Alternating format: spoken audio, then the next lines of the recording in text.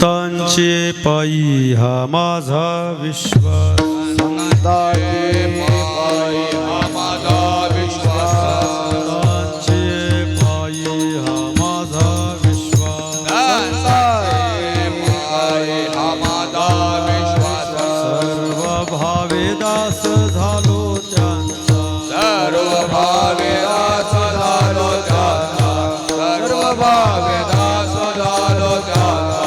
हेचे माझे हित करीते सकळ, हेचे माझे हित करीते सकळ, हेचे माझे हित करीते सकळ, हेचे माझे हित करीते सकळ. जेणे हा गोपाळ कृपा करे, जेणे हा गोपाळ करे, जेणे हा गोपाळ करे. भागलिया मज वाहातील कडिये, भागलिया वाहतील कडिये, भागलिया मज वाहातील कडिये, भागलिया मज वाहतील कडिये. यांची आने जोडे सर्व सुख, आंतिया जोडी सर्व सुख, आंतिया जोडी सर्व सुख. हेचे माझे हित करीते सकळ, हेचे माझे हित करीते सकळ, हेचे माझे हित करीते सकळ, हेचे माझे हित करीते सकळ.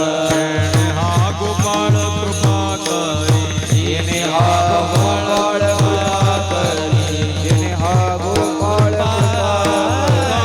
म्हणे शेष सेविन आवडी, म्हणे शेष सेविन आवडी, म्हणे शेष सेविन आवडी, म्हणे शेष सेविन आवडी. वचन मोडी बोलिले ते, वचन मोडी बोलिले ते, वचन मोडी बोलिले ते.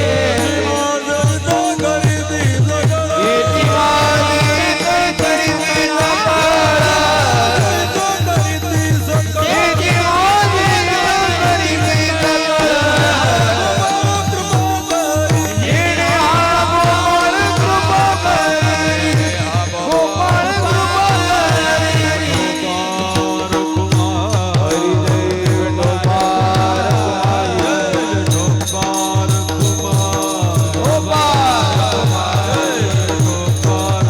गोपाल कुमार, गोपाळ गोपाल कुमार, गोपाळ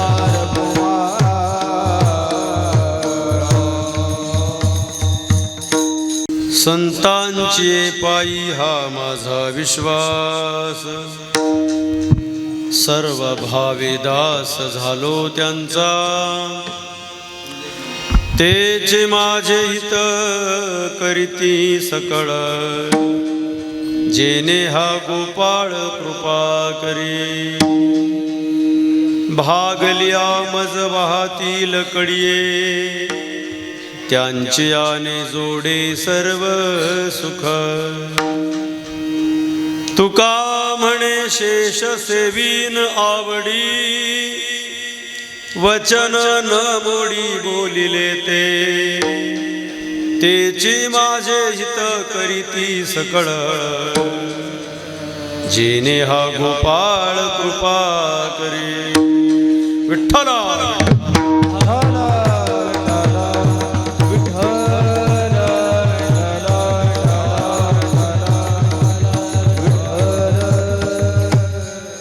जयांचे केलिया स्मरण, होय सकळ विद्यांचे अधिकरण. तेची वंदो श्री चरण श्री गुरूंचे, ते नमस्कारो नियाता.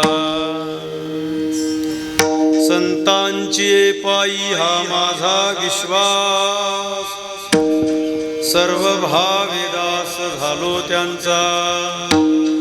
तेचे माझे हित करीती सकळ, जेणे हा गोपाळ कृपा करी. रुक्मिणी प्राण संजीवन आपल्या वारकरी पंथाचं उपास्य दैवत भगवान श्री पांडुरंगाची सेवा करण्याकरिता तुकोबाराय महाराजांच्या अभंग गाथेतील संतपर प्रकरणातील या अभंगाची आपण निवड केलेली आहे. परमार्थाच्या शिखरावर विराजमान व्हायचं असेल, साधकाने कोणावर विश्वास ठेवावा, अभंगाचं मुख्य हृदगत जर काय असेल, परमार्थ करणाऱ्यांनी आपला विश्वास कोणावर ठेवायला पाहिजे. अभंगाच्या निरूपणाकडे येण्यापूर्वी आपल्या या परिसरामध्ये हा जो उत्सव चाललेला आहे, वैकुंठवासी गुरुवर्य बाबा निवृत्ती बाबांच्या कृपा आशीर्वादाने, उत्तमगिरी महाराजांच्या कृपा आशीर्वादाने आणि आपल्या या परिसरातील सर्व भक्तगणांच्या अनमोल सहकार्यातून आमचे गुरुबंधू हरिभक्तीपरायण आपल्या सप्ताहाला ज्यांचं मार्गदर्शन आहे, उपस्थिती आहे, वारकरी संप्रदायातले ख्यातनाम कीर्तनकार, आज प्रत्यक्ष भेट झाली. गुरुबंधू हरिभक्तीपरायण शिवा महाराज आडके, सर्व आपण महाराज मंडळी, परिचय आपला नाही, मला मृदंगवादक विणेकरी बाबा, आपण तुमचा परिचय आहे पण मी अजून तुम्हाला नाव विचारलं नाही आतापर्यंत. संजय महाराज जमदाळे, बरोबर. भरपूर कीर्तनांना साथ केलेली त्यांनी आतापर्यंत नाशिकमध्ये. आपला परिचय थोडासा आता पहिल्यांदाच पेटी वाजवणारे बाबा छोट. आपली साऊंड सिस्टीम खूप छान आहे. आमचे पान गव्हाणे साहेबांच्यामुळे तुमच्या दर्शनाचा योग आला. चांदवड तालुक्यामध्ये त्यांनी त्यांच्या नातेवाईकांकडे कीर्तन ऐकलं होतं आणि त्या माध्यमातून हा योग आलेला आहे. सुंदर असं वातावरण आपण निर्माण केलेलं आहे. आपल्याला धन्यवाद. महाराज प्रत्यक्ष आहेत कीर्तनाकरिता. आज तुकोबाराय या अभंगामधून परमार्थ करणाऱ्या साधकाने विश्वास कोणावर ठेवायला पाहिजे. कोणताही व्यवहार विश्वासाशिवाय होत नाही. प्रपंच असो का परमार्थ असो, दोन्हीकडे विश्वासाची गरज आहे. कीर्तनामध्ये तुमच्या स्वराची मला गरज आहे. स्वर गेला की प्राण जातो कीर्तन. आणि वयस्कर बाबा आहेत, मस्त छान वाजवतात. कोणताही व्यवहार विश्वासाशिवाय होत नाही. प्रपंच असो का परमार्थ असो, दोन्हीकडे विश्वासाची गरज आहे. कौटुंबिक व्यवस्थापनामध्ये कल्पना करा, सासू आणि सुनेचा एकमेकांवर विश्वास नसेल तर काय होईल? भांडणं होतील. पती आणि पत्नी यांचा एकमेकांवर विश्वास नसेल तर काय होईल? जावा जावांचा, भावा भावांचा एकमेकांवर विश्वास नसेल तर काय होईल? बाप आणि मुलगा यांचा एकमेकांवर विश्वास नसेल तर काय होईल? व्यवहाराची पूर्णता विश्वासाशिवाय होतच नाही महाराज. बसमध्ये प्रवास करताना चालवणाऱ्या चालकावर विश्वास ठेवावा लागतो का नाही? जेवणाचं ताट पुढे वाढून आल्यानंतर निसंकोचपणे आपण जेवण करतो. स्वयंपाक करणाऱ्या मातामाऊलीवर विश्वास ठेवावा लागतो का नाही? दाढी करायला न्हाव्याकडे गेल्यानंतर त्याच्या हातात वस्तारा असतो, विश्वास ठेवावा लागतो का नाही? विश्वासाला जेव्हा तडा जातो तेव्हा प्रकरण भलतीकडे जातं. ज्या ठिकाणी विश्वास संपतो तिथे शंका जन्म घेते. शंका आली की विश्वास नाहीसा होतो. लक्षात ठेवा. पती आणि पत्नीमध्ये शंकेला शिरकाव मिळाला, प्रकरण कुठपर्यंत जाईल सांगता येत नाही. आमचे वकील मित्र आहेत, एक ते असं म्हटलं होते, महाराज मागे काही दिवसांपूर्वी जळगाव न्यायालयामध्ये 22,000पेक्षा जास्त खटले पती आणि पत्नी यांचे आहेत. कारण एकच, एकमेकांवरच्या विश्वासाला तडा गेला. परमार्थ असो किंवा व्यवहार असो, विश्वासाशिवाय व्यवहार पूर्ण होत नाही. परमार्थ करायचा असेल तर तुकोबाराय म्हणतात, विश्वास नावाचं भांडवल बरोबर घेऊन प्रवासाला निघा. विश्वासाचं भांडवल आपल्या बरोबर पाहिजे. भांडवल गाठी तरी विश्वास, भांडवल गाठी तरी विश्वास, झालो ते झालो निश्चयता.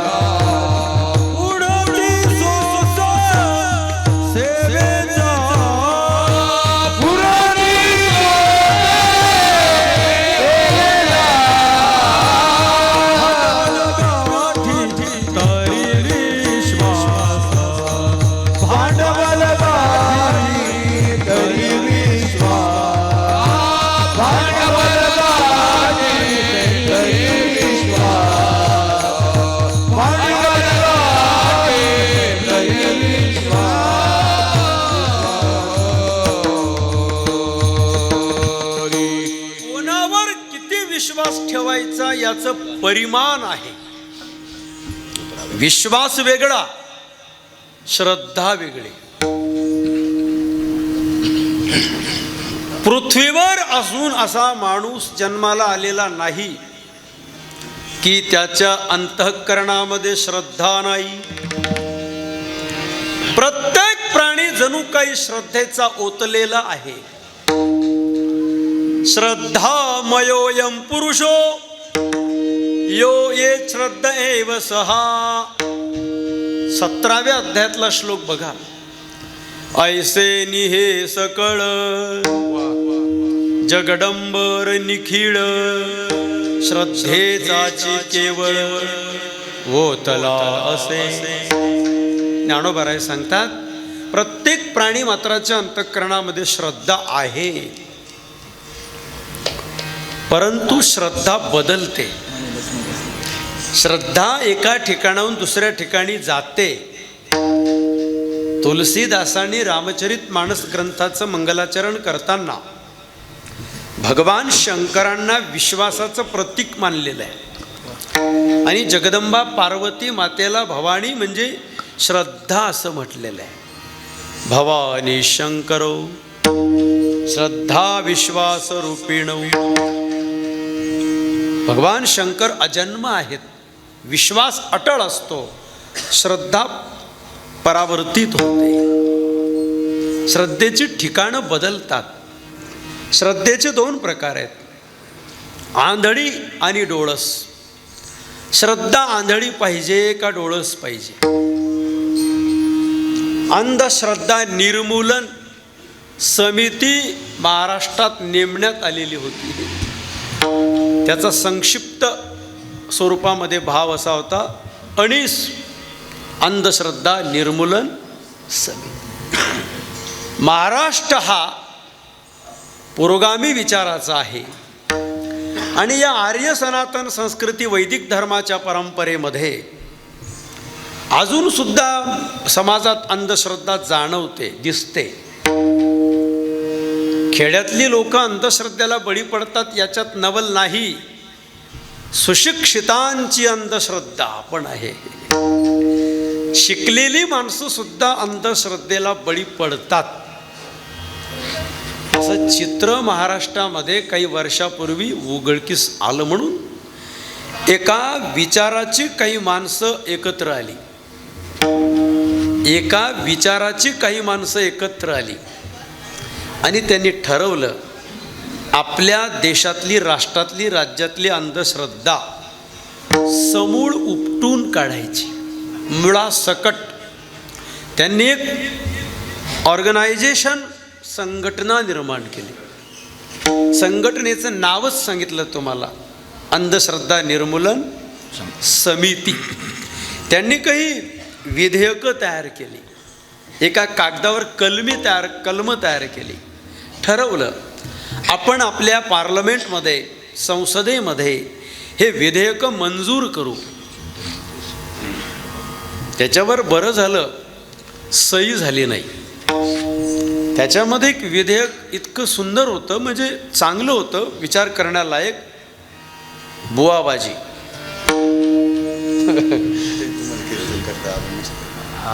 काय जर ते विधेयक कोर्टामध्ये पास झालं असतं, सुप्रीम कोर्टामध्ये, तुमच्या एरियामध्ये, तुमच्या परिसरात सप्ताह करण्याकरता तुम्हाला कलेक्टरकडे परवानगी घ्यायला जावं लागलं असतं. तो कायदा पास झाला नाही, पारित झाला नाही. आपलं भाग्य आहे हिंदू धर्मीय लोकांचं, बरं का. त्याच्यामध्ये कलम असा होता, बुवाबाजी. बुवाबाजी म्हणजे नेमकं काय? अटक जो होता, हल्ला जो होता, टॉर्चर जे होतं त्यांचं, ती बुवाबाजी या डेफिनेशनवर होतं महाराज.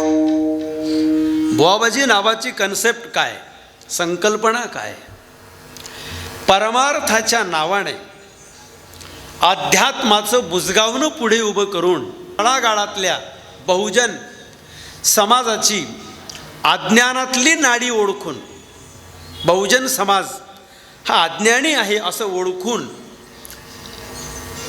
लक्षपूर्वक आहे का, आपल्या धर्मामध्ये आत्तापर्यंत समाजाला नाडणाऱ्या पण काही व्यक्ती जन्माला आल्या, काही संकल्पना जन्माला आल्या, काही संस्था जन्माला आल्या. अध्यात्माचं बुजगावणं पुढे उभं करायचं आणि त्याच्या पाठीमागे व्यक्तिगत स्वार्थ साधायचा, याचं नाव आहे बुवाबाजी. दंभ. नसलेलं लोकांना दाखवणे म्हणजे दंभ. परमार्थाचं बाजारीकरण, व्यावसायीकरण, प्रोफेशनल ज्याला आपण म्हणतो, याचं रूपांतर याच्यात व्हायला लागलं. त्यांचं ॲनालिसिस होतं त्या लोकांचं.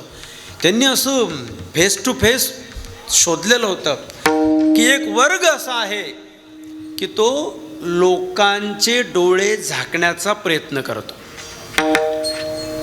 लक्षात येतंय तुमच्या? हे पहिले पण होतं, आता पण आहे आणि ते पुढे पण राहणार आहे. हे निर्विवाद आहे, लक्षात ठेवा. याला नष्ट करू शकत नाही. हा प्रवाह अनादी आहे.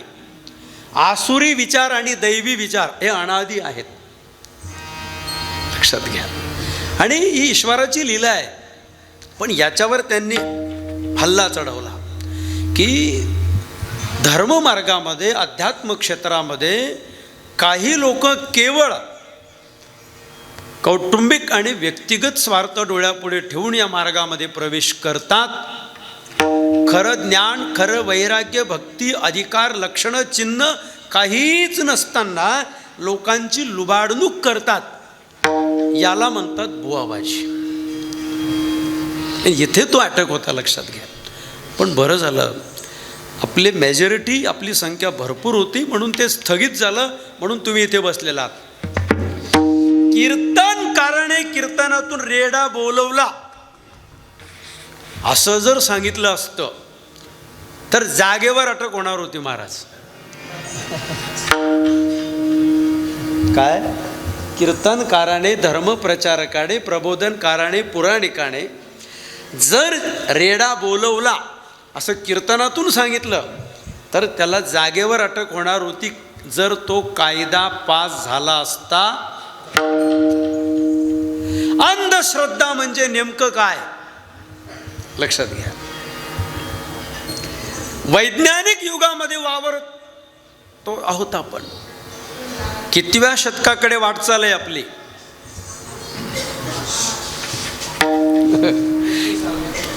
21व्या शतकाकडे आपल्या वर्तमान जीवनाची वाटचाल आहे.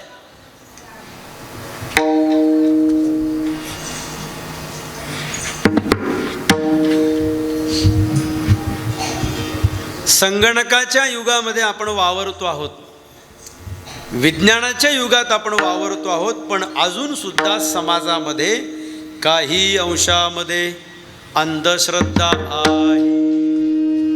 आहे.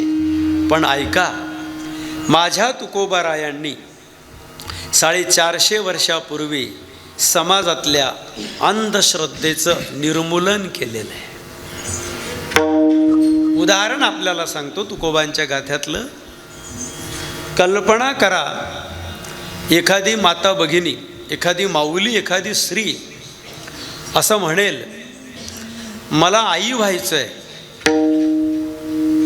मातृत्व मला हवं आहे, परंतु मला अपत्य हवं आहे, मला लेकराची आई व्हायचं आहे, परंतु मी पती करणार नाही.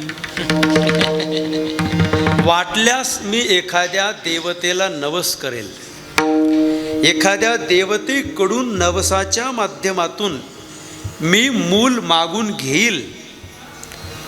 केवळ देवाला नवस करून पती नसताना पोरं होतील का? ही अंधश्रद्धा आहे. आणि ही अंधश्रद्धा तुकाराम महाराजांनी शेकडो वर्षापूर्वी नष्ट केली. नवसे कन्या पुत्र होती तरी का करणे लागे, तरी का करणे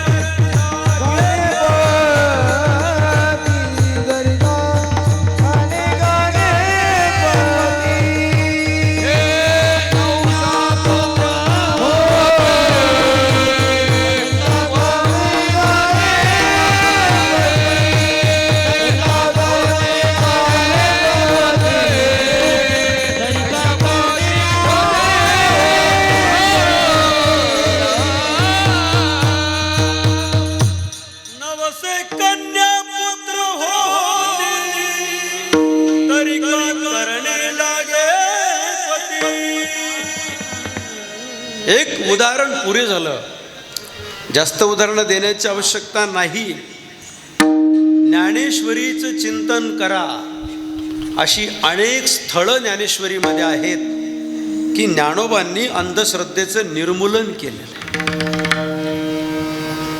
संतांनी अंधश्रद्धा निर्मूलन केलेली आहे. ज्ञानोबारायांनी, तुकोबारायांनी. विज्ञाननिष्ठ संप्रदाय आहे आपला. श्रद्धा आंधळे नसावी, श्रद्धा डोळस असावी. डोळस म्हणजे काय हो? डोळस म्हणजे काय? शास्त्र म्हणेल ते सांडावे, ते राज्यही तृणमाना. तस्मात् शास्त्रं प्रमाणन्ते कार्याकार्य व्यवस्थितौ. शास्त्र जे सांगेल आपल्याला कार्य आणि अकार्याच्या बाबतीमध्ये शास्त्राला पुढे करावं. पतिव्रता स्त्रीला वेगळा परमार्थ करायची गरजच नाही.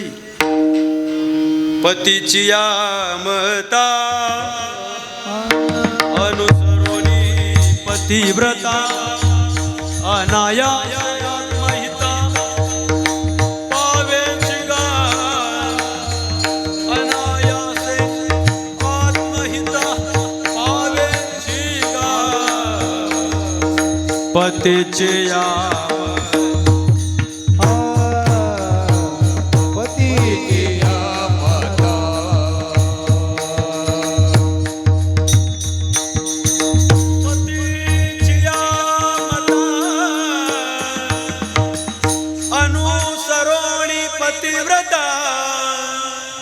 अनायासे आत्महिता पावेची गा.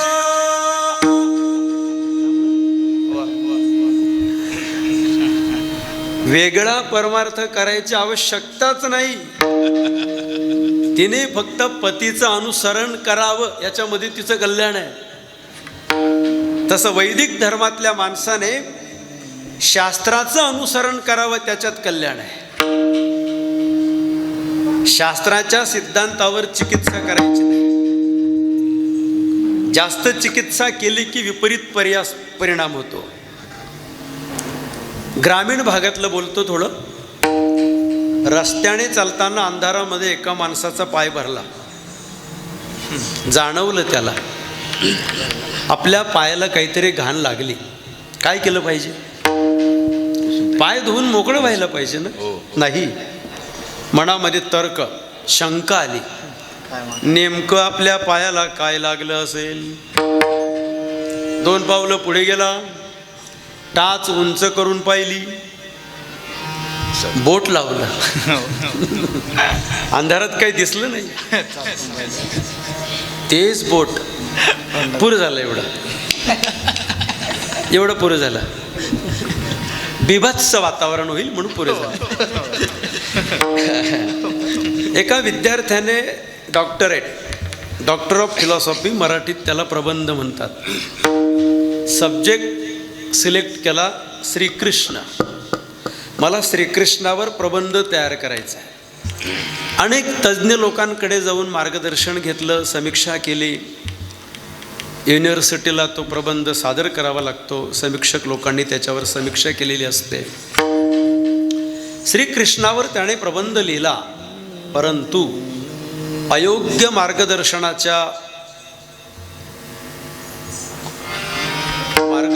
अयोग्य मिळाल्यामुळे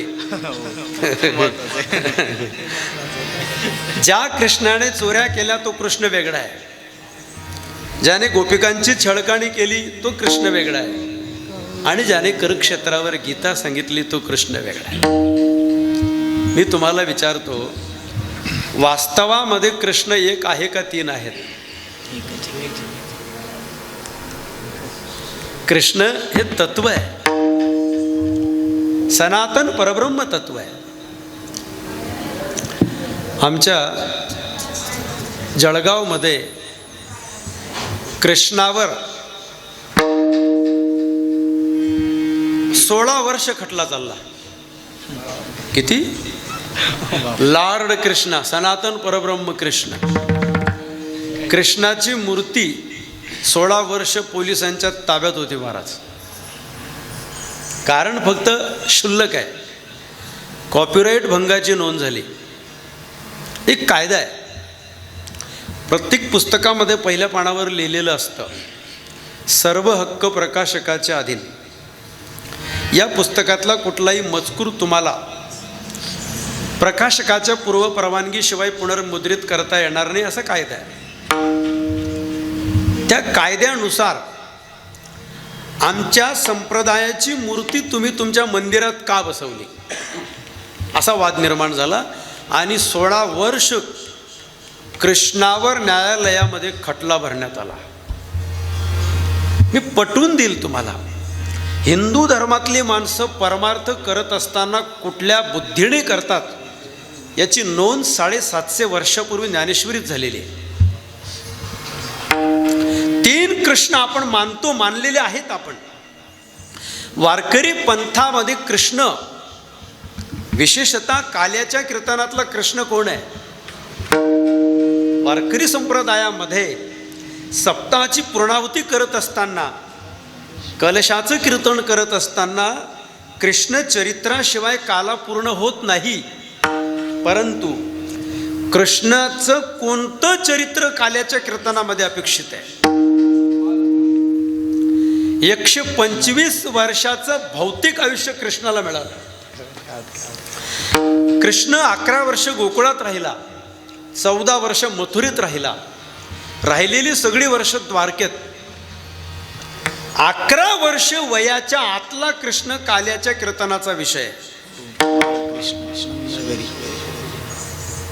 हे दशे चरित्र केले नारायण. 11 वर्ष वयाचा कृष्ण काल्याच्या कीर्तनात का आला पाहिजे? निसर्गतः हा 11 वर्षापर्यंत वय किंवा अंतःकरण विकारांनी बरबटलेलं नसतं.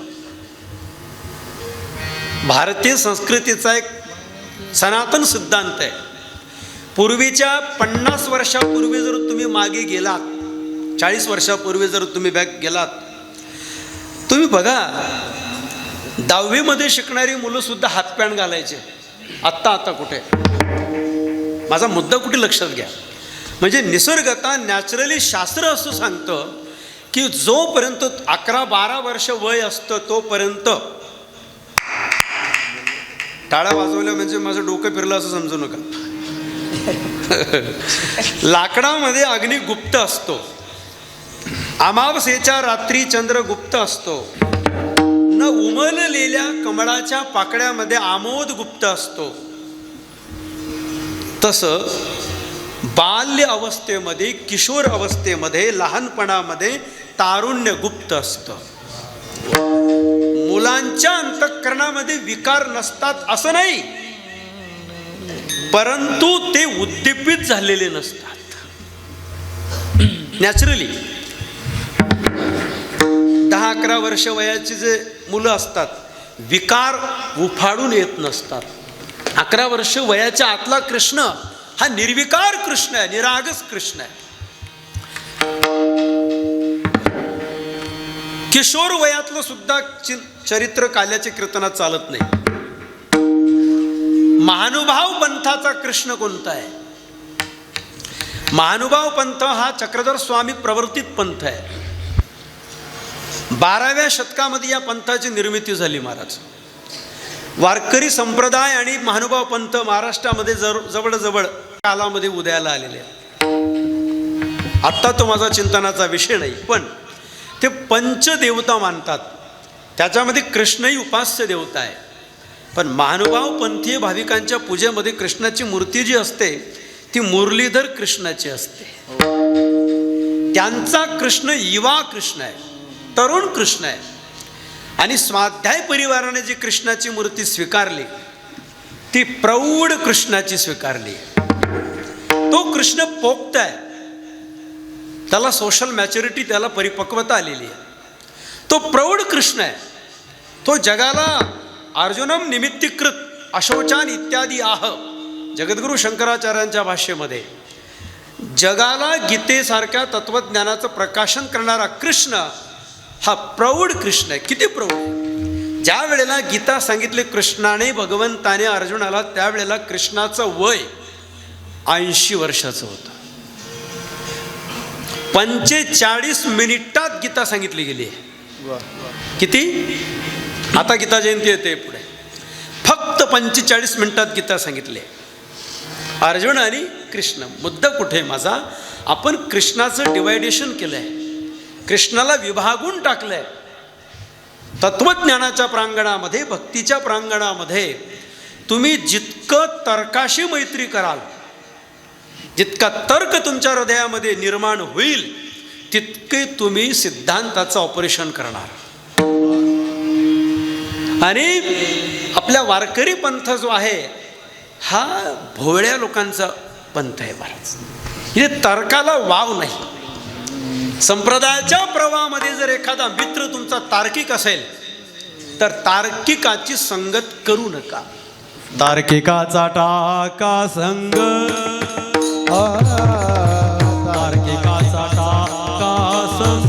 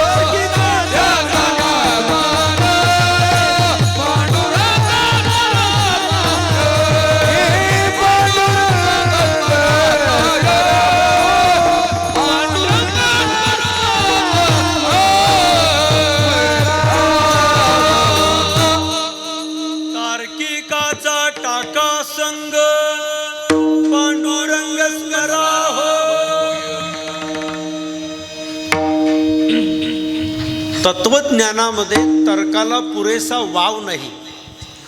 तर्क जास्त वेळ प्रवास करू शकत नाही महाराज अध्यात्मामध्ये.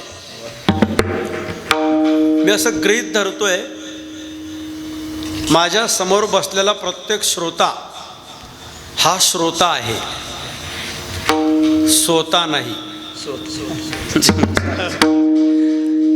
शिकलेला आहे, जाणकार आहे, प्रज्ञावंत आहे, असं माझी मानसिकता धारण करून मी चिंतन मांडतोय. वारकरी पंथातलं कीर्तन विनोदी नसावं, विचाराचं असावं. कीर्तन ऐकल्यावर बरं झालं पाहिजे का बरं वाटलं पाहिजे?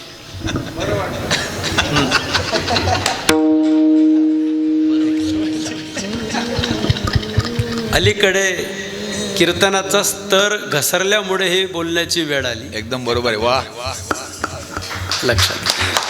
जेणेकरून मूर्ती तसावी हरी श्री हरीचे ऐशी कीर्तन मर्यादा संसाचा करती, ऐशी कीर्तन मर्यादा संसाचा करती. सगुण चरित्रे परम पवित्रे सादर वर्णावे,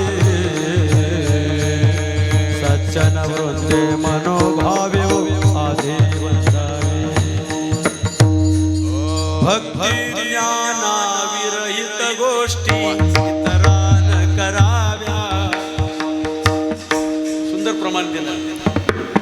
ही कीर्तनाची मर्यादा आहे. हे व्यासपीठ फार पवित्र आहे बरं का.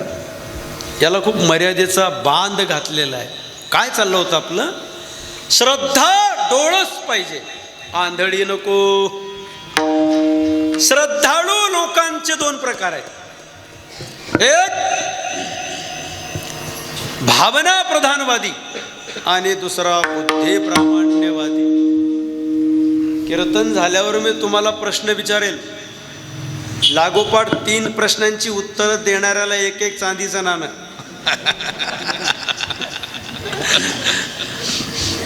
श्रद्धाळू लोकांचे 2 प्रकार आहेत आपल्या समाजामध्ये, बुद्धी प्रामाण्यवादी आणि भावना प्रधानवादी.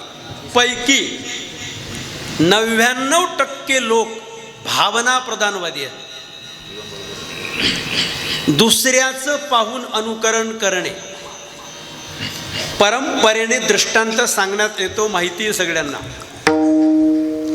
एका भटजी बुवांना नदीवर स्नानाला जायचं होतं. हातामध्ये ताम्रपात्र, तांब्याचं भांड. वाळवंटात गर्दी खूप, लपवायचं कुठे?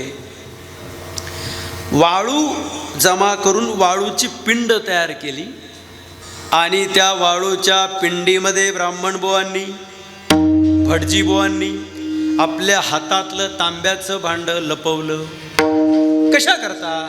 मी स्नान करून आल्यानंतर पटकन माझ्या लक्षात आलं पाहिजे मी माझी वस्तू कुठे ठेवली याच्या करता.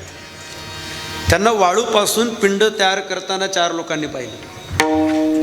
त्यांनी असा विचार केला की आज काहीतरी पर्वकाळ असला पाहिजे. ज्या अर्थी ब्राह्मण बुवा स्नानाला जाण्यापूर्वी वाळूपासून पिंड तयार करून जातात, त्या अर्थी आपण सुद्धा ब्राह्मण बुवा स्नान करून येत नाही तोपर्यंत जिकडे तिकडे गतानुगतिके लोको न लोक पारमार्थिका वालुका लिंग मात्रेण सुभाषितकारांनी वर्णन केलेलं आहे. अडाणी लोकांचा परमार्थ बघा कसा. पंढरपूरला जातात ना तुम्ही, पांडुरंगाच्या दर्शनाला जाताना कानोपात्रीच्या झाडाखालून जावं लागतं. उजव्या हाताला अशी भिंत असते बरोबर. त्या भिंतीमध्ये काही देवता स्थानापन्न झालेल्या आहेत, गारेचा गणपती वगैरे वगैरे. आपल्या पुढे चालणाऱ्या माणसाने त्या भिंतीकडे पाहून त्या देवाला जर नमस्कार केला तर त्याच्या मागवून येणारी माणसं काय करतात?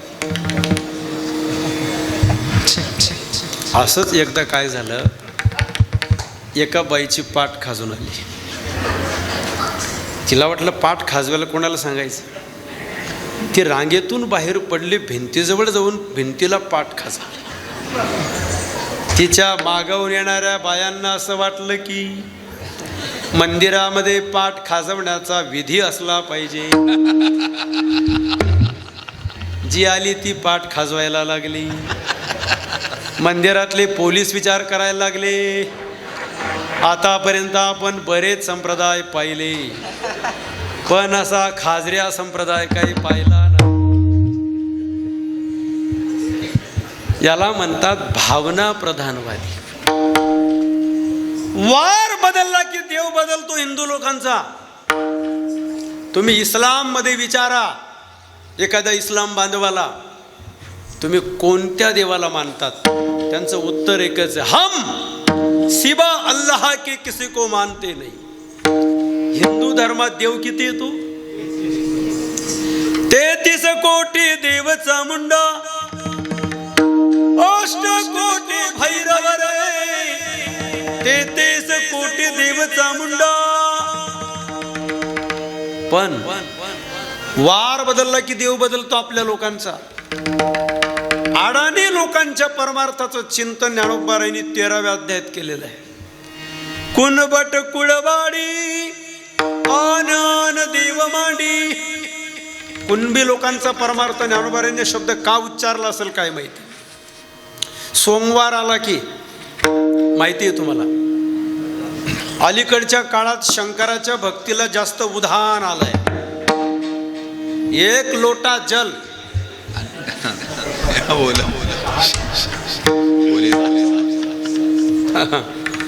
भगवान शंकराची भक्ती करणारे श्रीमंत होतात आणि विष्णूचे भक्त दरिद्री असतात. म्हणून की काय, शंकराकडे ओढ जास्त आहे. पहा तुम्ही, मंगळवार आला की देव बदलला. आईचा जोगवा मागेन, आईचा जोगवा मागेन, आईला जोगवा मागेन, आईला जोगवा मागेन.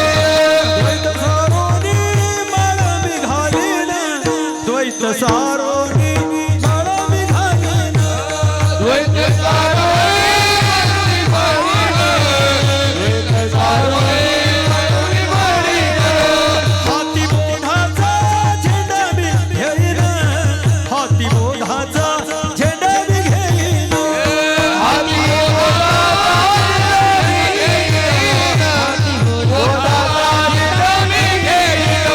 भेदरहित वारीस जाईन, भेदरहित वारीस जाईन.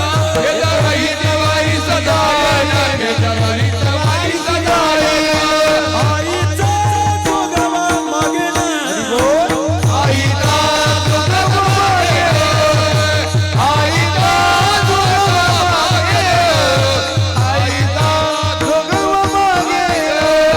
अनादि निर्गुण प्रगटली भवानी.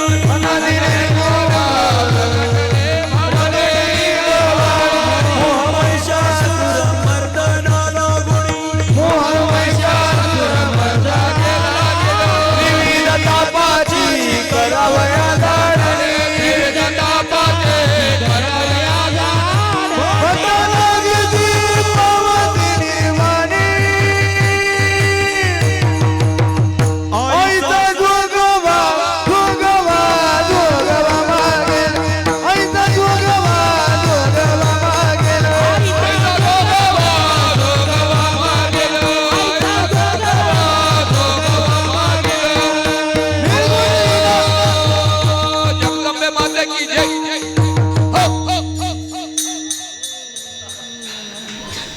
मंगळवार आला की म्हणे माये दुर्गे तुझाची वो. हे रात्रभर चालवता येईल आपल्याला. देव बदलवणं काय अवघड आहे. राजकारणातले लोक जर पक्ष बदलवतात, एक विनोद वाचण्यात आला महाराज, सारखं पक्ष बदलवणाऱ्या एका पुढाऱ्याच्या बायकोची मुलाखत एका पत्रकाराने घेतली. तुमचे मालक राजकारणात सारखे पक्ष बदलवतात, याच्यावर तुमची प्रतिक्रिया काय? पुढाऱ्याची बायको म्हणाली, त्यांना पक्ष बदलवू द्या, अजून त्यांनी मला बदलवलं नाही एवढं बरं आहे. विनोद द्या सोडून. ज्ञानोबा राय देव बदलवणाऱ्या, धर्म बदलवणाऱ्या, संप्रदाय, पंथ, गुरु बदलवणाऱ्या लोकांची उपेक्षा करतात. हिंदू धर्मातल्या अडाणी परमार्थ करणाऱ्या लोकांच्या बुद्धीची कीव ज्ञानेश्वर महाराजांना येते. ऐसा अखंड भजन करी उगा नोहे क्षण भरी, आघवेन गावद्वारे आहे भजैसी. ज्ञानेश्वरीमध्ये 3 शब्द आहेत, गावरस, गावपशु आणि गावद्वारी. गटारीतलं पाणी म्हणजे गावरस, कुत्रा म्हणजे गावपशु, आणि हे व्यासपीठ मला, मगाशी एक शब्द चुकला माझा, हे व्यासपीठ मला अभद्र शब्दांचा उच्चार करण्याची परवानगी देत नाही. गावद्वारी या शब्दाचा अर्थ ज्यांच्या लक्षात आला असेल त्यांनी तो ग्रहण करा, ज्यांच्या लक्षात आला नसेल त्यांच्या बुद्धीला नमस्कार करून पुढे चालतो, असा या लोकांचा परमार्थ आहे. बरं, वेगवेगळ्या देवी देवतांच्या नादी लागून सुद्धा यांच्या पदरामध्ये काही फल पडत नाही का? आपण काय करावं? शहाणा मनुष्य विचार करतो, परमार्थ करायचा असेल तर क्वालिटीचा करायचा, शॉर्ट बट स्वीट, थोडा पण चांगला. पण विश्वास ठेवायचं कोणावर? या आपल्या लोकांच्या पदरामध्ये फल पडत नाही, काल अपव्यय होतो आणि पैशाची उधळपट्टी होते. बरं का? कोणावर विश्वास ठेवायचा फार महत्वाचं आहे महाराज. जीवन जगत असताना स्वतःच्या मताने मार्गक्रमण करू नये. स्वतःच्या मताने, प्रपंच असो का परमार्थ असो, गुरूंचं मार्गदर्शन घ्यावं.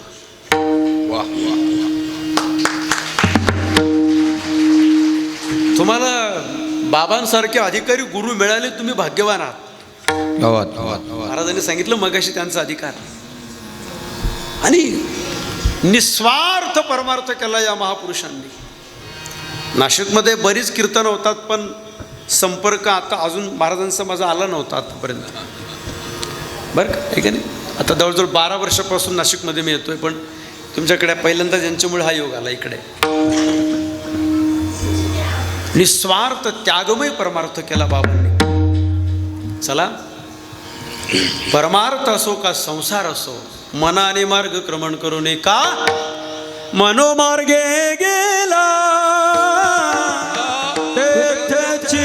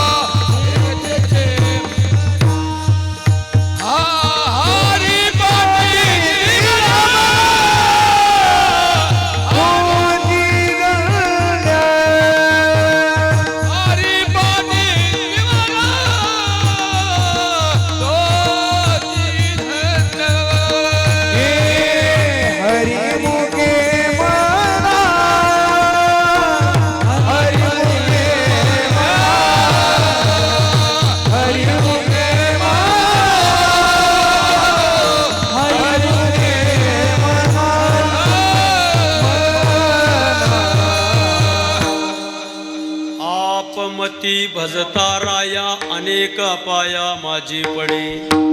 अवधूत गुरुदेव दत्त यदुराजाला सांगतात, राजा स्वतःच्या मताने मार्गक्रमण केला तर संकटात पडण्याची शक्यता आहे. सोपं सांगतो, तुमच्या घरात नवीन नांदायला आलेली सून कोणाचा कित्ता गिरवते? बोला. सासूच्या पायावर पाय देऊन सून पुढे चालते, म्हणजे सासूचा पाय कचकन दाबते असं त्याचा अर्थ नाही. सासूला ती फॉलो करते. जर समजा सासू सकाळी 4ला उठत असेल तर सून सुद्धा 4ला उठली पाहिजे. सासू जर स्नान करून देवळात जात असेल तर सून सुद्धा देवळात गेली पाहिजे. सासू जर तिच्या नवऱ्याच्या पाया पडत असेल तर सून सुद्धा पाया पडला. सासू जर दातांना मिश्री लावत असेल तर सून सुद्धा. आदर्श कशाचा घ्या, जाऊ द्या. एक वेगळं सांगतो अजून. सोशलमध्ये मला प्रामाणिक उत्तर द्या. मुलगा बिघडला तर कोण जबाबदार? मुलगी बिघडली तर कोण जबाबदार? विद्यार्थी बिघडले तर कोण जबाबदार? शिक्षक. आणि गाव बिघडलं तर कोण जबाबदार?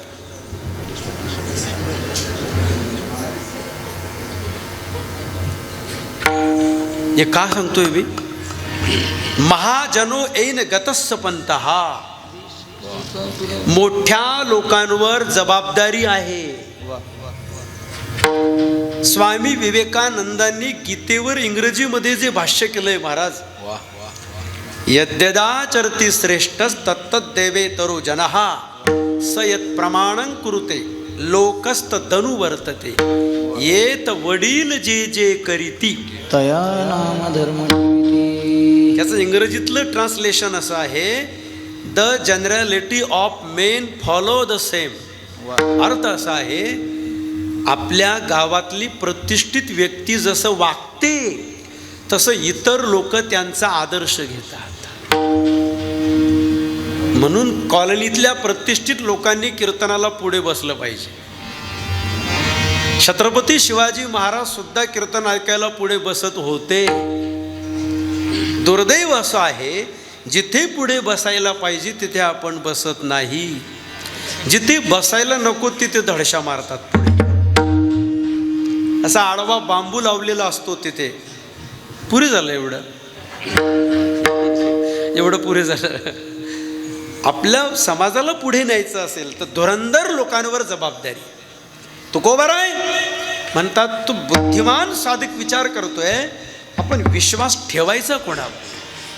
तुकाराम महाराजांकडे जाऊन विचारू, महाराज तुमचा विश्वास कोणावर आहे? गेला तुकोबारायांकडे. श्री संताच्या माथा चरणावरी साष्टांग हे करी दंडवत. सांगा ना तुकोबा, आपल्या हिंदू धर्मातल्या लोकांचं अवलोकन केलं. 33 कोटी देव असून सुद्धा आपल्या लोकांना आपले देव अपुरे पडायला लागले. दावल पीर स्मरताती खंत व्यक्त केली. महाराज तुमचा विश्वास कोणावर आहे सांगा? साधकाला तुकोबारायांनी उत्तर दिलं, बाबा माझा विश्वास कोणावर आहे ऐकायचंय तुला? अभंगाच्या पहिल्या चरणात संतांची पायी संतांची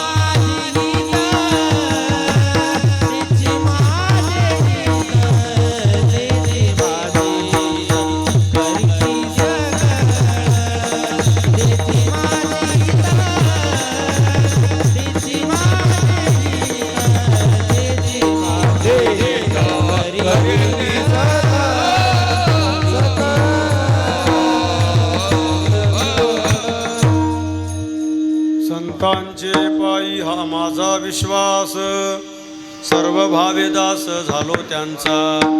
महाराज, तुमचा विश्वास कोणत्या संतांच्या पायावर आहे? माझा आवाज क्लिअर येतोय ना? महाराज, तुमचा विश्वास कोणत्या संतांच्या पायावर आहे? अलीकडच्या काळामध्ये संतांचा भरणा जास्त झालेला आहे. असा दगड बाजूला केला की दगडाच्या खालून बोवाज बाहेर पडतो.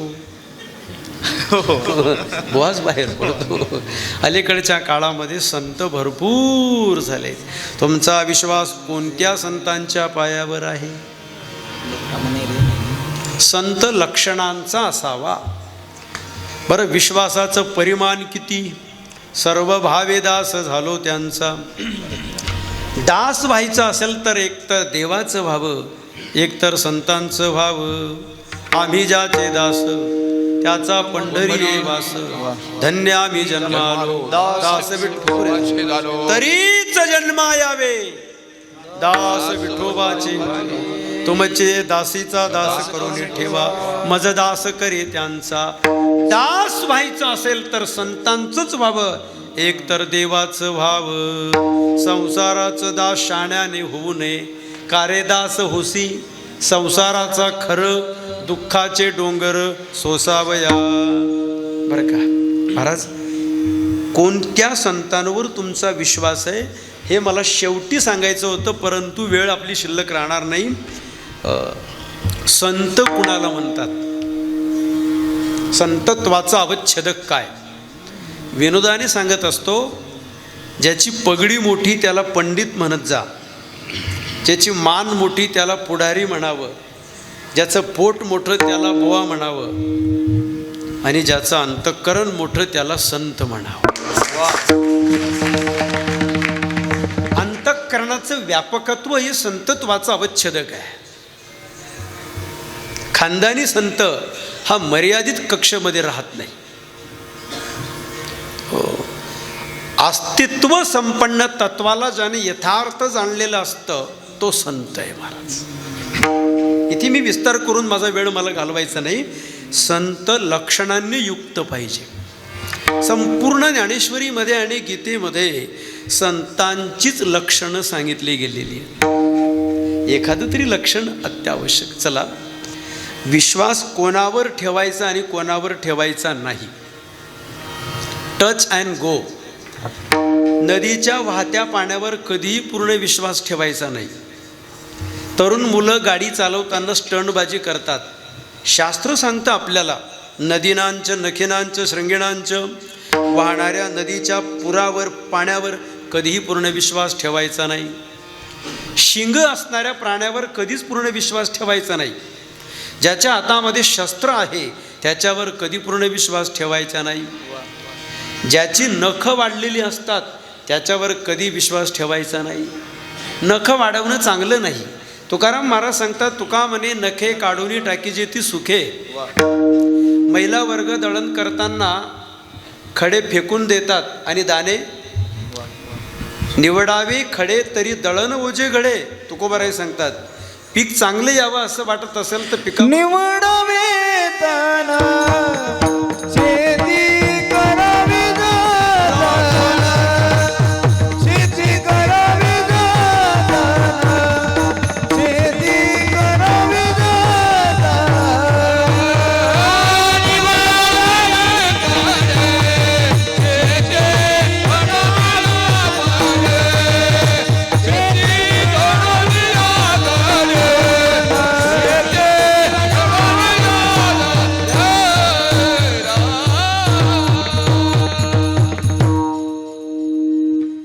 दळण चांगलं होण्याकरता दळणातले खडे काढून फेकावे. पीक चांगलं येण्याकरता पिकाबरोबर वाढणारं तण काढून फेकावं. शरीर निरोगी राहण्याकरता तुकोबाराय सांगतात, नखं वाढली की काढून फेकावीत. नखं वाढवणं चांगलं नाही, परंतु अलीकडे नखं वाढवणं फॅशन झालं आहे. रामायणामध्ये एक पात्र आहे, शूर्पणखा. तिची नखं सुपा एवढी होती म्हणून तिला शूर्पणखा. साधं गणित आहे. ज्या मुलींची नखं तुम्हाला वाढलेली दिसतील त्यांना सूर्पनखा म्हणत जा. त्यांना सूर्पनखा म्हणत जा. असं चिंतन. केवळ पोकळ आश्वासनं देणाऱ्यांवर कधीच विश्वास ठेवायचा नाही. एकदा फक्त सेवेची संधी द्या, आम्ही तुमचा काया पालट करून टाकू. पोकळ आश्वासनं देणाऱ्यांवर विश्वास ठेवायचा नाही. आणि यांच्यावर कधीच पूर्ण विश्वास ठेवायचा नाही.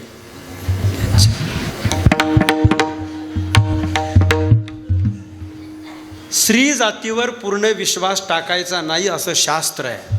का? त्यांच्या पोटामध्ये कोणतीच गोष्ट जास्त वेळ थांबत नाही. हा नारी जातीला मिळालेला शाप आहे. आणि शाप कुणी दिला? धर्मराजाने दिला. का दिला? कुंती मातेने कर्ण पांडव आहे ही गोष्ट लपवून ठेवली. धर्मराजाने इथून पुढे कुठली स्त्री आपल्या पोटामध्ये जास्त वेळ कुठलीच गोष्ट थांबू शकणार. तुला म्हणून सांगते, तुला म्हणून सांगते, सगळ्या गावात सांगते. दुर्जन माणसाच्या गोड बोलण्यावर कधीच विश्वास ठेवायचा नाही. माशीच्या डोक्यात विष असतं, विंचवाच्या नांगीत विष असतं, सापाच्या दातात विष असतं. जेवताना माशी ताटात पडली, पोटात गेली तर अन्न पचत नाही. तुकोबारायांचं प्रमाण आहे. विंचवाची नांगी जर तोडून टाकली तर विंचू साधू झाला समजा. सापाचा विषारी दात काढून टाका, काहीच होत नाही. पण दुर्जन माणूस फक्त जिभेनेच गोड बोलतो, सर्व अंगामध्ये विष भरलेलं असतं.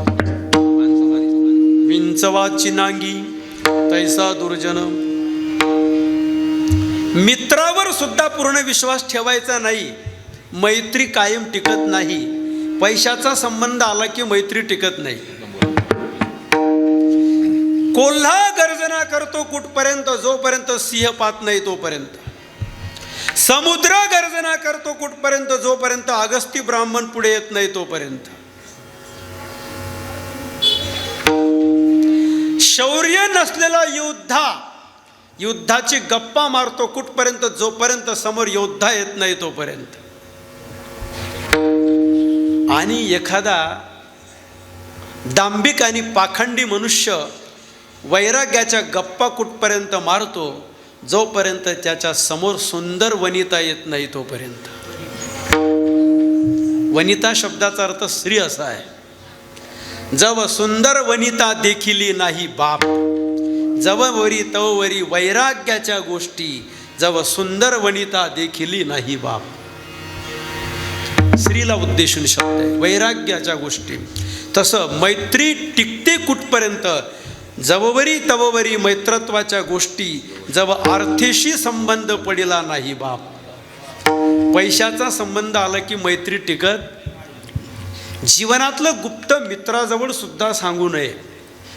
कृष्णाने आपल्या जीवनातलं गुप्त जन्म देणाऱ्या आईला सुद्धा सांगितलं नाही, बापाला सुद्धा सांगितलं नाही, मोठ्या भावाला सुद्धा सांगितलं नाही, पत्नीला सुद्धा सांगितलं नाही. जेन संगेचे पिता वसुदेवासी, लक्ष्मी एवढी जवळीक, तिही न देखिया प्रेमाचे सुख. सांगितलं कुणाला? अर्जुनाला. अर्जुन देवाचा मित्र होता का सखा होता? सख्याचे 3 लक्षणं आहेत. सखा आपल्याशी अनन्य असतो, सखा दुसऱ्याची निंदा कधी करत नाही, सख्याचं मन चांगलं असतं आणि बुद्धी चांगली असते, अशी व्याख्या ज्ञानोबारांनी 9व्या अध्यायात केलेली आहे. सुमनु आणि शुद्ध मती, अनिंदकू अनन्य गती. असा जर सखा असेल तर गुप्त गोष्ट त्याच्याजवळ कुशाल सांगा. मित्राचं आणि आपलं बिनसलं की पितळ उघडे केल्याशिवाय राहत नाही. घरातल्या लोकांवर सुद्धा विश्वास ठेवू नये, कारण ते चोर आहेत. ते मेल्यावर सुद्धा हिसकावून घेतात. अंगावरचे दागिने तुमच्या मेल्यावर कोण काढतं? घरातले काढतात का बाहेरचे? भूषेनेही घेती काढून या, चोर म्हटलंय. आपल्याकडे असलेला बँक बॅलेन्स, पैसा, प्रॉपर्टी, स्थावर जंगम मालमत्ता, सांगा बरं कोणाच्या खात्यावर किती किती आहे? तुमचं तुमच्याकडेच ठेवा, परंतु पैसा एका ठिकाणी स्थिर राहत नाही. या धनाचा न धरी विश्वास, जैसी तरुवर छाया. छाया छाया छाया. झाडाची सावली एका ठिकाणी राहत नाही. या शरीरावर सुद्धा विश्वास ठेवायचा नाही. आमच्या जळगाव जिल्ह्यामध्ये एक म्हण आहे, ऊनी गुचकी गया पुचकी, क्या भरोसा है इस जिंदगी का. विश्वास ठेवायचा कोणावर? संतांवर. का? तुकोबार आहे सांगतात, संतच माझं हित करतात म्हणून संत. तिची माझी हित करीती सकळ, तिची माझी हित करीती सकळ, तिची माझी हित करीती सकळ, तिची माझी हित करीती सकळ.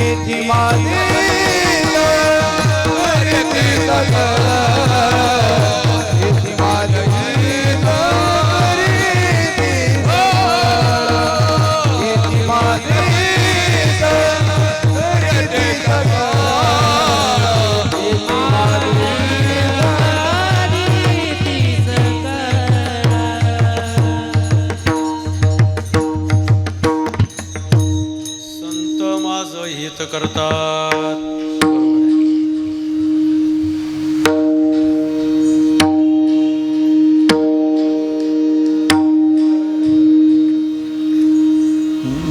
हितम हा संस्कृत व्याकरणामध्ये नपुंसकलिंगी शब्द आहे. मराठीमध्ये त्याचा अर्थ कल्याण असा होतो. कल्याण म्हणजे भिवंडी जवळचं नाही, भद्र स्वस्ती कल्याण. मला माझ्याशी बोला कोणीतरी, मानवी जीवनाचं वास्तविक हित कशात आहे? आपलं हित आपल्याला विशिष्ट वयाच्या आत कळालं पाहिजे. भौतिक हित आणि आध्यात्मिक हित दोन प्रकार पाडू आपण. फिजिकल लाईफ वेल सेट, बंगला, प्रतिष्ठा, पैसा, हे भौतिक हित झालं, शरीर निरोगी राहणं वगैरे. पण भौतिक हित, माझं लक्ष द्या, जीवनामध्ये भौतिक उत्कर्ष हे मानवी जीवनाचं अंतिम गंतव्य नाही. आध्यात्मिक उत्कर्ष हे वस्तुनिष्ठ साध्य आहे. दारामध्ये गाडी बैलाच्या जागी 2 व्हीलर 4 व्हीलर आहे दारामध्ये. घरामध्ये चुलीच्या जागी गॅस. आकाशामध्ये पक्षी जसं भरारी मारतो तसं माणसाला भरारी मारता यायला लागलं. पाण्यामध्ये मासा जसा पोहतो तसं माणूस पोहायला शिकला. पण जमिनीवर माणसासारखं चालायचं कसं, हे अजून त्याला शिकायचं बाकी आहे. डॉक्टर सर्वपल्ली राधाकृष्णन यांचे विचार आहेत. आणि सुंदर जगणं तुम्हाला कोण शिकवेल? संस्कृती, धर्म आणि संत साहित्य. याच्याकरता कीर्तन श्रवणाची गरज आहे. घरातल्या सर्व लोकांनी कीर्तन ऐकलं पाहिजे. सासूने ऐकलं पाहिजे का सुनेने ऐकलं पाहिजे? दोघीने ऐकलं पाहिजे. आईने ऐकलं पाहिजे का मुलीने ऐकलं पाहिजे? त्यांना बोलू द्या. दोघांनी ऐकलं पाहिजे. नामदेव महाराजांच्या घरामध्ये जेवढे लोक होती सगळे माळकरी होते.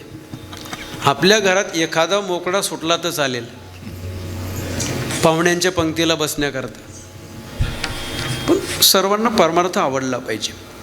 भौतिक हित. खरे संत भौतिक हित होण्याचा आशीर्वाद देत नाही. बच्चा बच्चा हो जाएगा अशी आपली प्रापंचिक गारणं घेऊन आपण बुवा महाराजांकडे जातो. काय प्रारब्धाला स्वीकारा, आपलं प्रारब्ध आपण स्वीकारलं पाहिजे. खरं हित जर कोणतं असेल, तुका म्हणे जन्माल्याचे सार्थक विठ्ठलाचे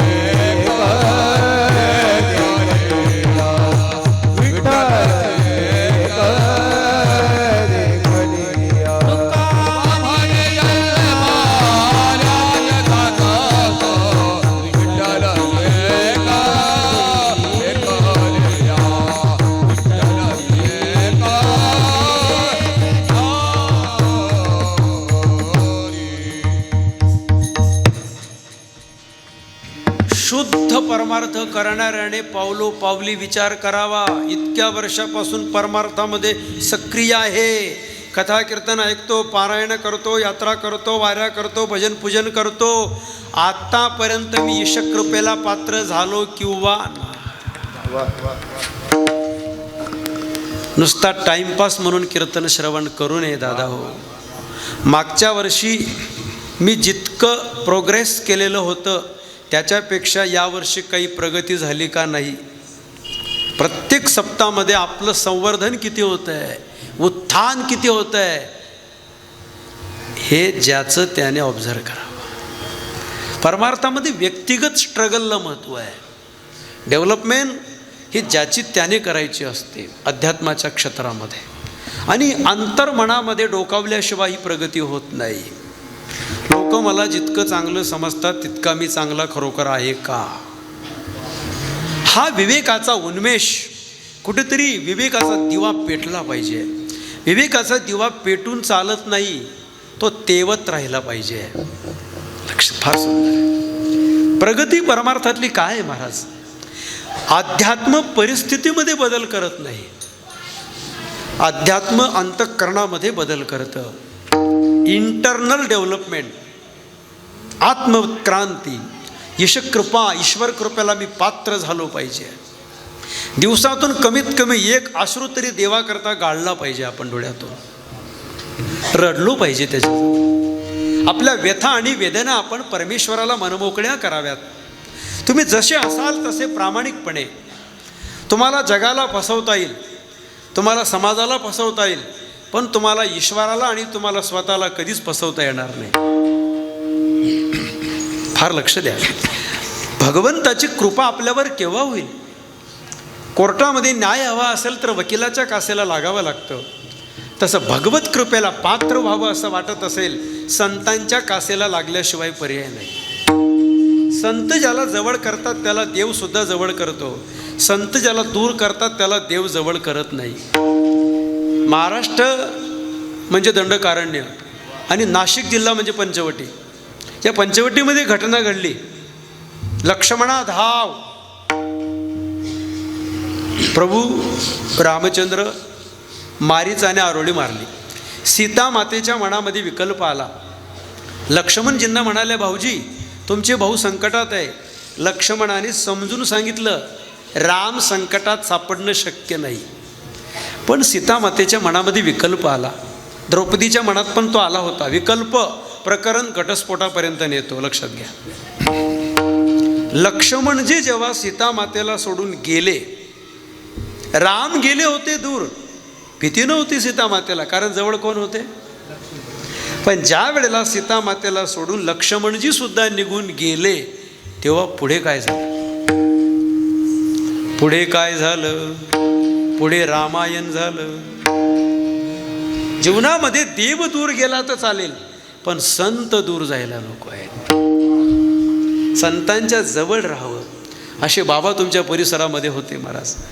संतापायी माथा ठेविता सद्भावे, तेने भेटे देव आपिया. हरे प्राप्तीसी उपाय धरावे संतान. संतांच्या पाया पडावं, संतांना प्रार्थना करावी, माझा स्वीकार करा, मला देवापर्यंत घेऊन चला. तुमच्या बरोबर जर मी असेल तर देव माझी उपेक्षा करणार नाही.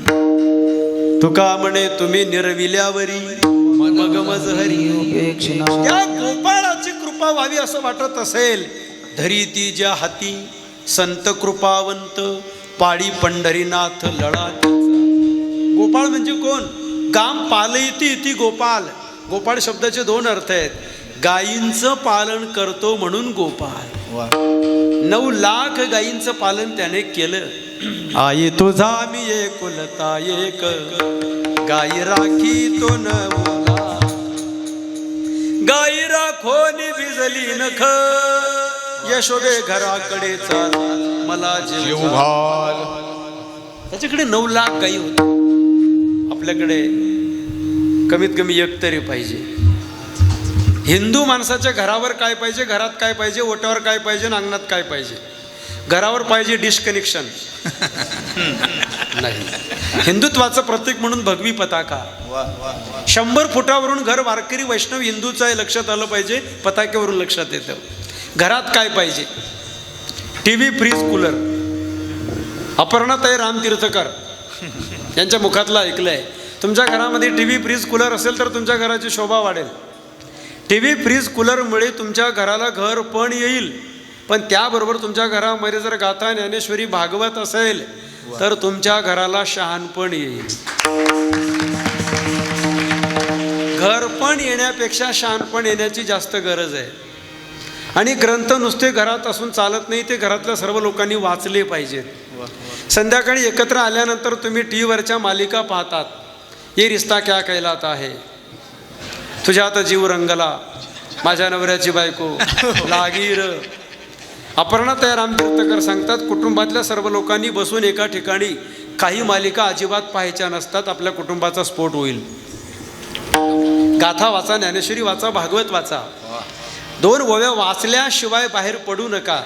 तुमच्या जीवनातल्या सगळ्या प्रश्नांची उत्तरं ज्ञानेश्वरीमध्ये आहे. शोधा शोधा. 9032 ओव्यांचा प्रबंध आहे महाराज. तरणा बांड पोरगा 16 वर्ष वयाचा गीतेवर मराठीमध्ये टीका लिहितो. कुठल्याही प्रश्नाचं उत्तर ज्ञानेश्वरीमध्ये आहे.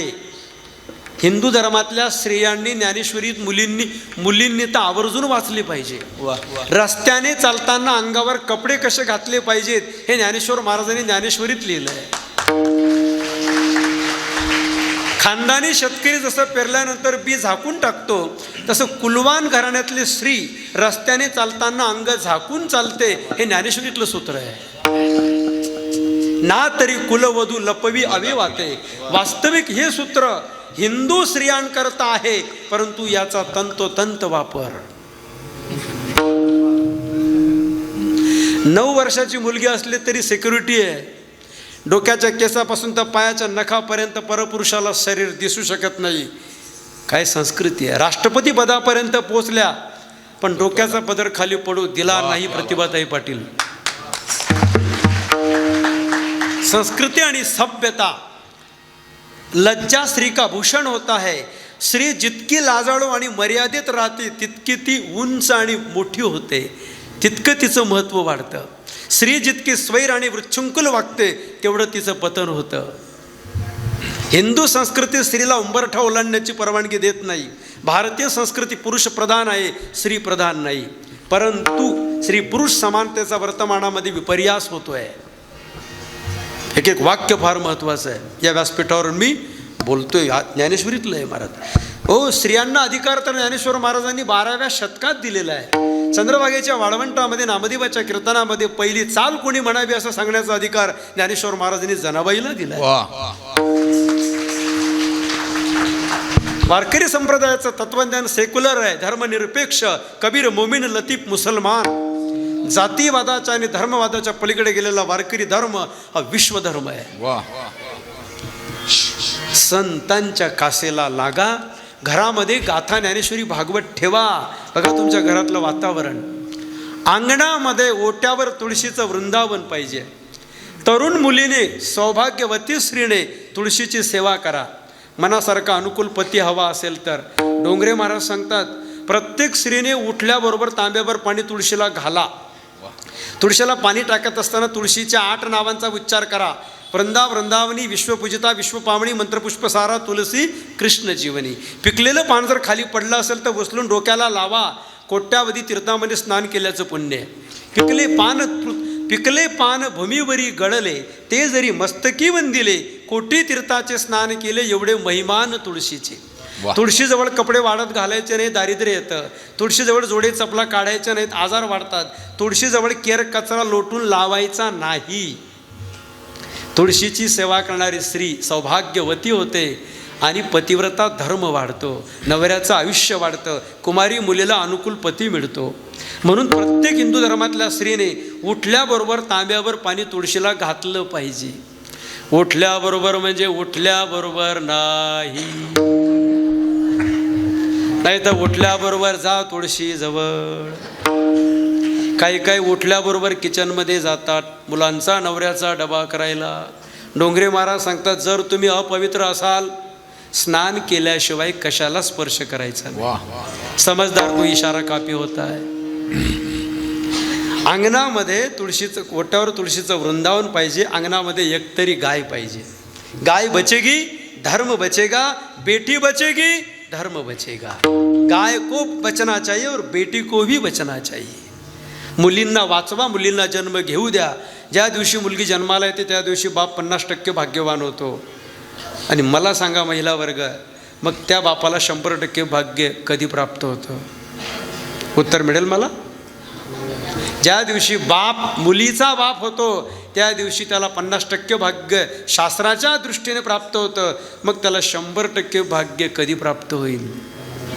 वा, ज्या दिवशी तो मुलीचं कन्यादान करतो, प्रत्येक बाप आपल्या मुलीच्या कन्यादान करण्याच्या दिवसाची वाट बघतो.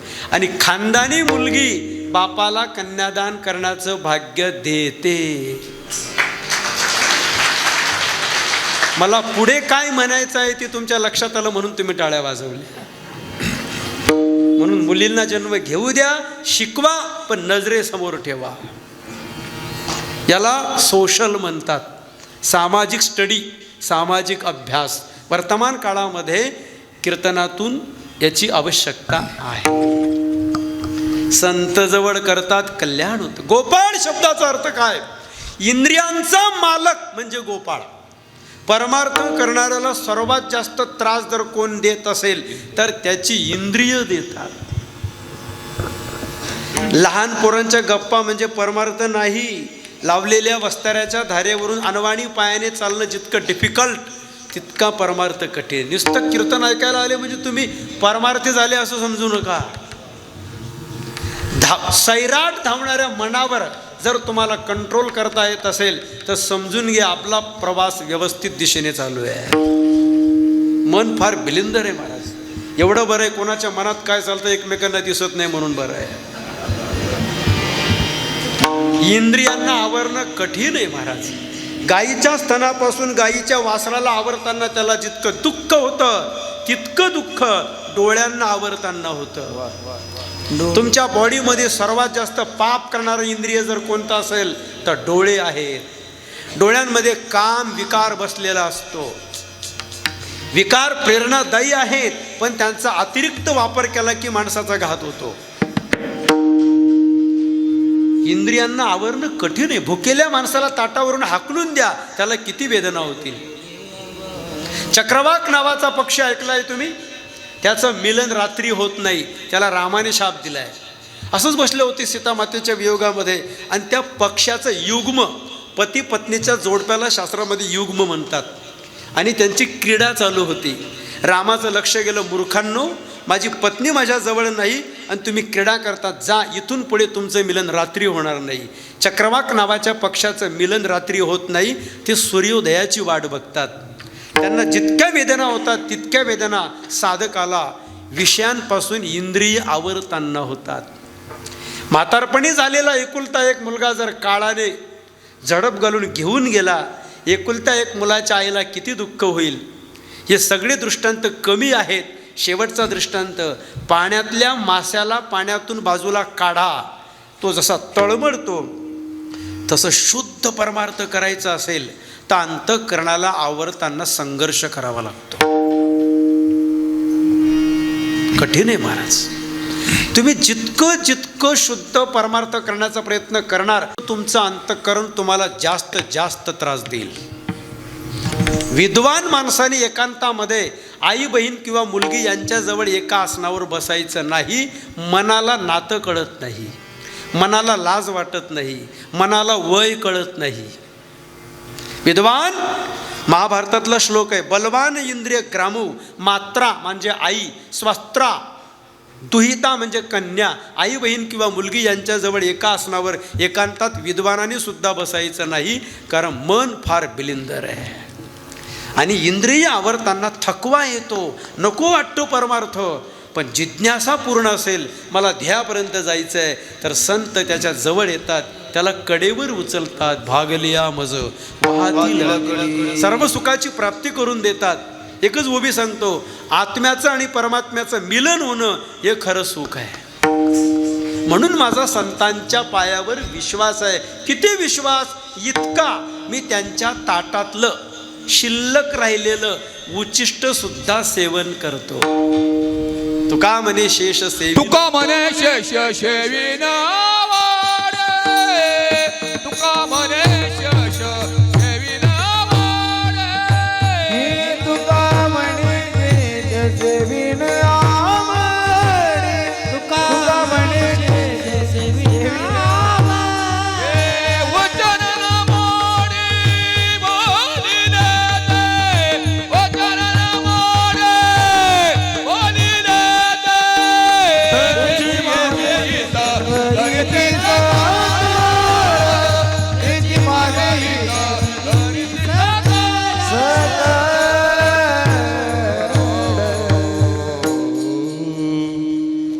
सात ते 9 5 मिनिटात विठोबा रुक्मिणी ज्ञानेश्वर माऊलीं जय विठ्ठल होईल.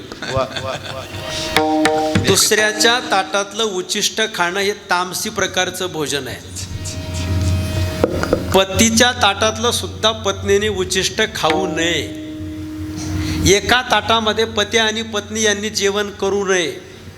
पण नवीन नवीन लग्न झालं आणि जास्त प्रेम जर उतू गेलं, एका ताटात जेवण करणं पाप आहे. दुसऱ्याच्या ताटातलं खाऊ नये. तुकोबाराय म्हणतात, मी त्यांच्या ताटातलं उच्चिष्ट खातो, याचा लाक्षणिक अर्थ काय? भक्तीच्या प्रांगणामध्ये ईश्वर सुद्धा, ईश्वर भाऊ आमचे पाणीवाडीकर कार्यकर्ते इथे आलेले आहेत, इस्कॉनला जॉईंट आहेत, पण एकदम सात्विक. बघा आता मी ओळखलं तुम्हाला, बरोबर आहे ना? ईश्वर सुद्धा भक्तीच्या प्रांगणामध्ये भक्ताच्या मुखातलं उच्चिष्ट खातो. शबरीने वेचून आणलेली बोरं, मला सांगा ना, शबरीने आपले दात कोणत्या पेस्टने घासले असतील, कुठलं मंजन लावलं असेल, पण उष्टी बोरं खाल्ली का नाही? तो पेंद्या नावाचा सवंगडी होता कृष्ण अवतारातला, त्याच्या आईने सुंदर ताक तयार केलं. तो म्हणाला, आई माझ्या मित्राला कृष्णाला लालाला या ताकाची घेऊन जाऊ का? अरे पण सगळं संपलं, नेणार कशामध्ये? त्या ताकाची गुडणी घेतली आपल्या मुखामध्ये. कृष्णाजवळ गेला पेंद्या आणि म्हणाला, लाला आ कर बघू. भगवंताने आ केलं आणि गवडी यांची ताक पिरे कोण पुरी चांगली. दौलताबादच्या किल्ल्यावर चाळीसगाव तालुक्यामध्ये पहाड नावाचं गाव आहे. देशपांडे घराण्यामध्ये जनार्दन पंत जन्माला आले. निजामशाहच्या दरबारामध्ये किल्लेदार होते 600 वर्षापूर्वी. शांतीब्रह्म एकनाथ महाराज वयाच्या 7व्या वर्षी जनार्दन पंतांच्या ताब्यात गेले.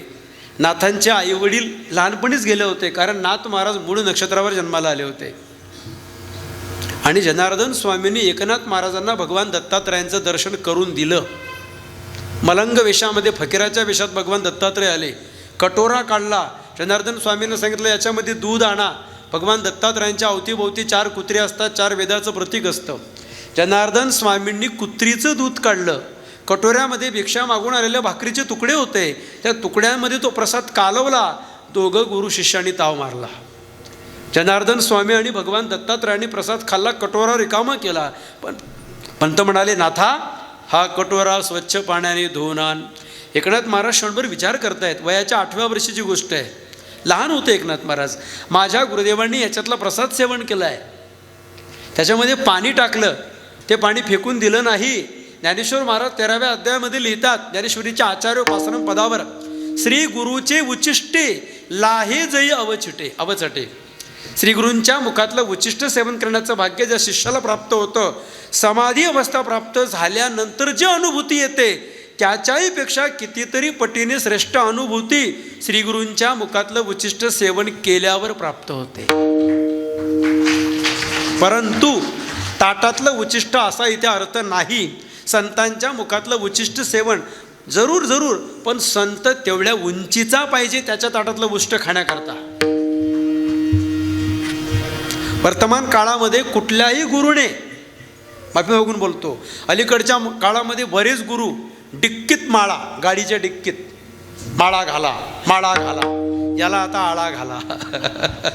बळजबरी लोकांना हॅमरिंग करतात, तुम्ही माळकरी व्हा. नाही, हळूहळू त्यांना पहिले योग्य करा, त्यांना उचित करा, मग माळकरी करा. कशा करता? मुद्दा माझा असा आहे, संतांच्या मुखातलं उचिष्ट म्हणजे काय? त्यांनी जी शिकवण दिली, त्यांनी जो बोध दिला, त्यांचे जे विचार आहेत त्या विचारांप्रमाणे वागणं म्हणजे संतांचं उचिष्ट खाणं. वचन न मोडी बोलिले ते. आणि एक सांगू, संतांवर एकदम विश्वास ठेवू नका, त्यांना पहिल्यांदा झटकून बघा. पूर्वीच्या काळामध्ये महिला जात्यावर दळायला बसायच्या. काय करायच्या? त्या जात्याचा खुंट जर हालत असेल तर त्याला ठोकून बळकट करायच्या. तसं बळकट करा, ठोकून म्हणजे ठोकून बळकट करा, म्हणजे पाणी पिना छान के गुरु करना पाहिजे. संत हा कुठल्याही जाती धर्माचा असू द्या, परंतु संतत्वाची लक्षणं तिथे दिसली पाहिजेत. फार मत. अशा संतांच्या पायावर जर तुम्ही विश्वास ठेवला. पण बोलू, तुम्हाला जर एखाद्या व्यक्तीविषयी तुम्ही कन्फ्यूज असाल, तुम्ही साशंक असाल, तर माझी विनंती आहे, ज्ञानेश्वर महाराज प्रत्यक्ष ज्ञानेश्वरीच्या रूपाने आहेत, तुकोबाराय गाथ्याच्या रूपाने आहेत, एकनाथ महाराज भागवताच्या रूपाने आहेत. हे ग्रंथ तुमच्याकडून 1 रुपयासुद्धा दक्षिणा मागणार नाही. तुम्ही ज्ञानेश्वरीवर विश्वास ठेवा, भागवतावर विश्वास ठेवा, गाथ्यावर विश्वास ठेवा. ते ग्रंथ तुम्हाला तारल्याशिवाय, ज्ञानेश्वरीवर बोट ठेवा, ज्ञानेश्वरी तुमचं बोट धरून तुम्हाला पैल तीराला नेल्याशिवाय राहणार नाही. माझं कीर्तन संपलं, वेळ पण संपली. सर्व कार्यकर्त्यांना धन्यवाद. आनंद वाटला. एक तपस्वी महापुरुषांच्या परिसरामध्ये चिंतन सेवा करण्याचं सद्भाग्य प्राप्त झालं. कुठेतरी चांदवड तालुक्यामध्ये भोयगावला पानगावाने साहेबांनी कीर्तन ऐकलं, त्या माध्यमातून सेवेचा योग आला. बऱ्याच पत्रिकांमध्ये शिवा महाराज आडके नाव ऐकलं होतं, पण आज प्रत्यक्ष दर्शन झालं, योग आला. सर्वांच्या चरण कमली विनम्र भावाने प्रार्थना करून वाणीला पूर्ण विराम देतो. ज्ञानेश्वर विठो विठो